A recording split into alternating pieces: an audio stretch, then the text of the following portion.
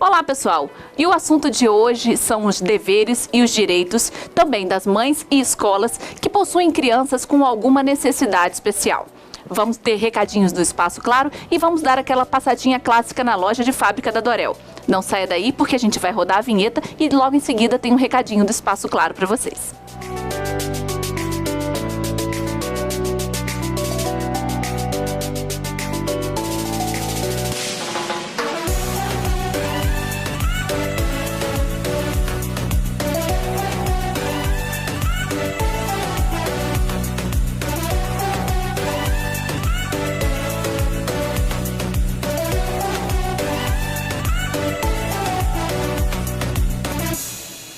Quer saber como ter um smartphone novinho para navegar no 4G Max? Então vem para Claro. A Claro tem o novo Samsung Galaxy J5 Prime para você voar no 4G mais rápido do Brasil. E o melhor, com o dobro de internet no combo Multi 10 GB com mais 10 GB. É muita internet para você baixar músicas, filmes, vídeos e jogos sem se preocupar. Vem para Claro e ainda ganhe 10 GB de bônus para navegar muito mais. E aí, tá dentro?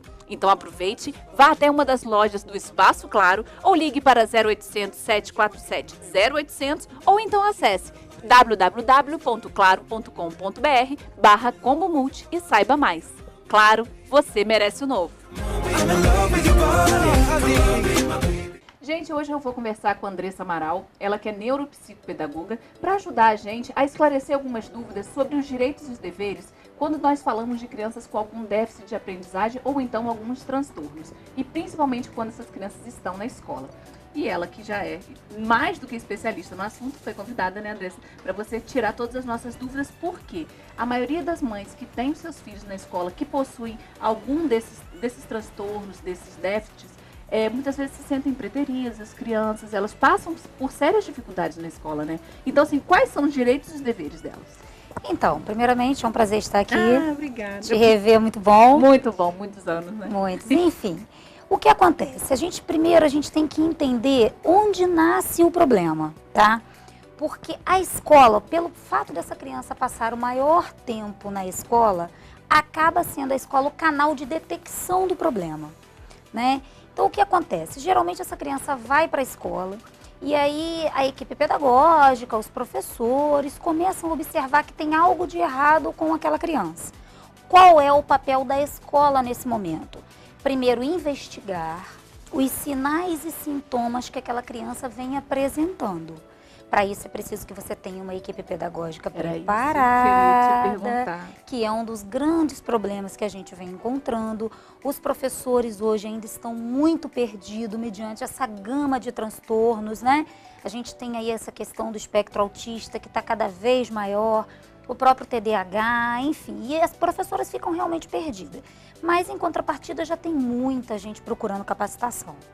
E isso está mudando, essa realidade das escolas está mudando. Então, o primeiro tem mudado bastante. Primeiro passo, a escola vai olhar, vai investigar aquilo ali, geralmente se leva uma média de 30, 40 dias. Porque às vezes a criança dá alguma alteração, mas circunstancial.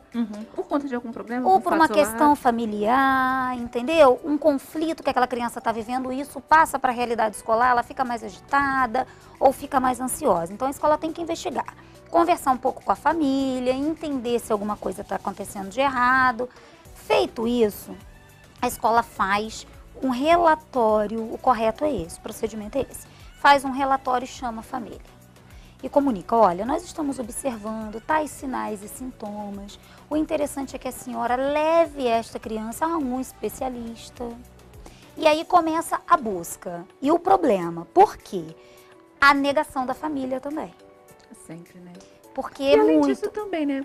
Quando eu procurei você, a gente não faz ideia da gama de profissionais que a gente tem para qual especialista levar, né? Isso aí. Por exemplo, neuropsicopedagoga. Eu particularmente nem sabia que isso tinha em Campos. E olha só, eu deparei com você.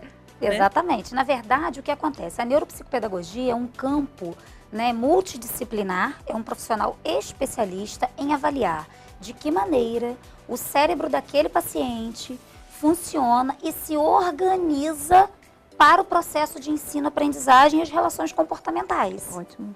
Então, o primeiro papel, o psicopedagogo, geralmente ele atua na área terapêutica. Mas o neuropsicopedagogo, a maioria dos neuropsicopedagogos, eu, por exemplo, a gente trabalha com avaliações, investigações, casos clínicos e acompanhamento do tratamento daquela criança. Então, o primeiro passo, detectou o problema e encaminha para um especialista. Hoje a gente já está vendo mudar essa realidade em relação aos especialistas. Você tem dois caminhos. Quando se trata de criança, você leva num neuropediatra. E o que os próprios profissionais da área de saúde, os médicos, estão fazendo? Estão devolvendo essa criança para a gente, para a equipe multidisciplinar avaliar esta criança antes da conclusão do laudo. Então, a maioria dos neuropediatras, é a realidade que eu encontro hoje, a maioria deles retornam com o encaminhamento dessa criança e aí a gente faz toda uma avaliação. E avaliar uma criança, né, é uma coisa muito interessante, que às vezes você pensa, uma criança, um adolescente, um adulto, que uma avaliação se resume a testes e não é bem assim. Existem vários tipos de avaliação. O correto, quando você avalia, você tem que olhar como que funciona o cognitivo. Você tem que ver memória, você tem que ver atenção, você tem que ver a predisposição de aprendizagem. Geralmente isso a gente faz na própria avaliação neuropsicológica, que é são testes, dentre eles o VISC, que são aplicados por neuropsicólogos para ver índice de atenção, funções executivas, memória, tudo isso. Mas um perfil de um paciente não é só isso. Aí eu te pergunto, às vezes você tem uma criança que não está focada, que não está com atenção, e às vezes se esquece de fazer uma avaliação hormonal daquela criança. Um hormônio disfuncional num organismo pode provocar um déficit de atenção. Pode desregular todo um funcionamento, um processamento cognitivo. Então, o correto é que, dentro desse caminho de avaliação, esta criança passe por uma equipe, dentre eles, o próprio neuropsicólogo, o psicopedagogo ou neuropsicopedagogo, que vai investigar as habilidades e competências desta criança para a aprendizagem. Vai olhar, ela está com dificuldade na leitura? Não. Ela está com dificuldade na escrita? Não. O problema dessa criança, essa criança não escreve por quê? Às vezes é porque ela é hipotônica, às vezes é porque ela não tem tônus muscular para pegar, para fazer o movimento pinça. Então são detalhes muito pequenininhos e que têm que ser olhados. E que muitas vezes passam despercebido. E aí reflete no processo de alfabetização. Então o psicopedagogo vai olhar este lado. Geralmente a gente pede também que um fisioterapeuta faça uma avaliação desta criança para ver se o planejamento motor está totalmente organizado. A gente sabe que se o planejamento motor desse paciente, dessa criança não estiver organizado, o funcionamento cognitivo vai estar comprometido. Avaliar se essa criança tem retardo ou não. Então, após passar por toda essa equipe, essa criança faz eletroencefalograma. Hoje já se tem recursos de mapeamento de ondas cerebrais por bandas de frequência. Que é muito mais completo. Muito. Já existem exames que a gente verifica em que área do cérebro as ondas não funcionam da maneira que tem que funcionar. E aí, depois disso tudo, a gente faz um relatório para o médico, aí devolve ao médico para a conclusão do diagnóstico. Mas aí agora eu vou te perguntar, você está falando de vários exames, que a medicina, não só a medicina, como a neuropediatria e tudo mais, está tudo tão evoluído para se buscar cada vez mais um diagnóstico mais preciso. Mas eu lembro que antes de exames como esses eram mais comuns a gente ter que sair de Campos, ir para o Rio, ir para São Paulo fazer. Campos já tem esses exames? Hoje já tem. Hoje já existe uma clínica que tem especialização em avaliação neurocognitiva, que você passa por toda uma equipe. Demora. É um exame que às vezes você demora 2 meses, 1 mês e meio avaliando. Enquanto você está avaliando essa criança, geralmente o supervisor da avaliação manda um relatório para a escola, já dando orientações prévias de como a escola deve agir. Porque a escola não tem como atuar antes de ter uma devolutiva da família. E isso é um grande problema. Às vezes a escola sinaliza o problema e a família protela ou não consegue procurar profissionais especialistas e aí fica todo mundo muito perdido e essa criança, o problema vai postergando e a coisa piorando, entende? Então, depois desse diagnóstico feito, o correto é, feito o diagnóstico, tem casos que você demora 6 meses para fechar um diagnóstico. Mas aí você dá uma devolutiva para a escola, orientação do plano de tratamento, que é uma outra coisa importante. Fechei o diagnóstico ou estou em avaliação, eu preciso orientar como aquela criança tem que ser tratada. Vou te dar um exemplo clássico. Às vezes a gente tem crianças com dificuldades de fala. Vai para onde? Fonoaudiólogo. Errado. Não é só o fonoaudiólogo. Às vezes uma criança não fala porque ela tem questões sensoriais que não foram resolvidas, porque ela tem planejamento motor orofacial desorganizado. Então essa criança precisa às vezes de fisioterapia para habilitar o sistema motor da fala. Então é muito mais complexo do que a gente imagina. É mais complexo do que parece. Mas aí então agora a gente vai dar uma pausazinha, gente. Eu vou dar um recadinho para vocês no espaço, claro, mas a gente volta porque agora a gente vai falar sobre a parte da escola, dessa parte do fechamento do diagnóstico na hora que entrega para a escola. Não sai daí.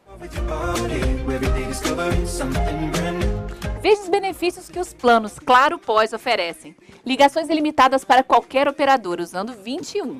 Na Claro, as ligações são ilimitadas para fixo e celular de qualquer operadora do Brasil. Além disso, você pode falar ilimitado com celulares Claro, Netfone e Claro Fone de todo o país usando 21. Tem também o WhatsApp à vontade para você falar com os amigos, a família e centenas de grupos durante todo o mês, sem descontar da sua franquia de internet. Claro Vídeo, mais de 15 mil títulos, os melhores filmes, séries, shows e documentários para você assistir pelo celular, tablet ou computador. Baixe o aplicativo disponível para celulares Android, iOS e Windows Phone. Tem também Claro Música, milhões de músicas para curtir no celular também sem descontar da sua franquia de internet. E você ainda tem acesso aos lançamentos dos artistas, playlists e muito mais. Baixe o aplicativo na sua loja de celulares. Tem também o Clube Criar. Ele irá entreter e ajudar crianças de 5 a 10 anos nos estudos de um jeito divertido e inovador. O aplicativo conta com uma grande variedade de jogos e conteúdos multimídia que incentivam a criatividade em um ambiente colaborativo e seguro. Tudo isso e muito mais sendo cliente Claro, você e toda a sua família só tem a ganhar. Procure o Espaço Claro mais perto de você e saiba mais.